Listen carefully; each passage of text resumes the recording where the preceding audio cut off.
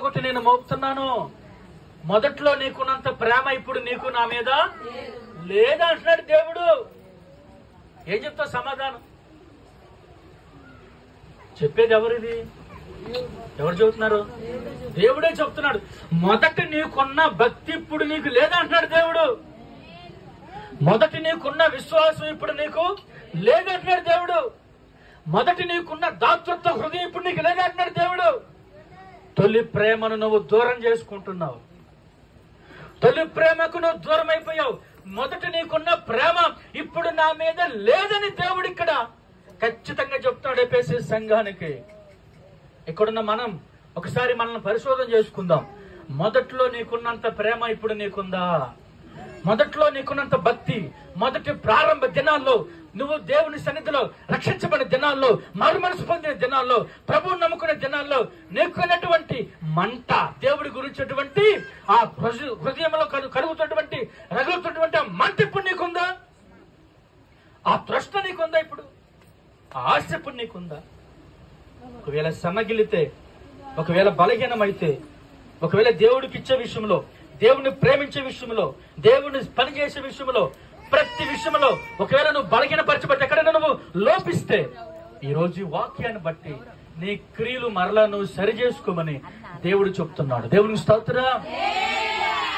ఒకవేళ నువ్వు మరలా తొలి ప్రేమలోనికి రాకపోతే నీ దీపస్తంభాన్ని తీసి అవతల పడేస్తాను, జీవవృక్షాన్ని ఇవ్వను.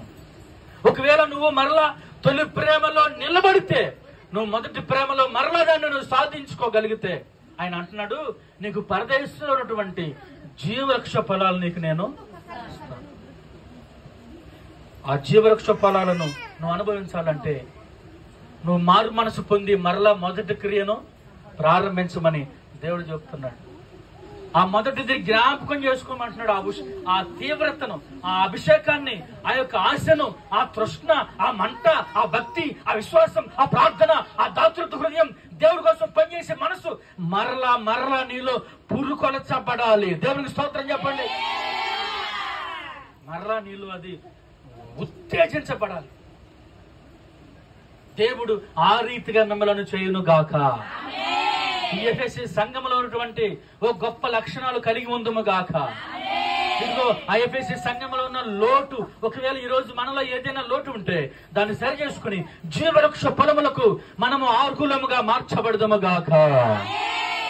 తలవంచండి, ప్రార్థన చేసుకుందాం. ఈ యొక్క మధ్యాహ్నపు కాల సమయమందు పరిశుద్ధాత్మ దేవుడి వాక్యం ద్వారా మనతో ఎన్నో విషయాలు ఆయన మాట్లాడి ఉన్నారు.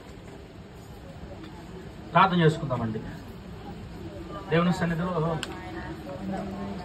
అమ్మా, ఎవరైనా ఒక్కరు వాక్యం కొరకు ప్రేరేపణ కలిగిన వారు ప్రార్థన చేయండి.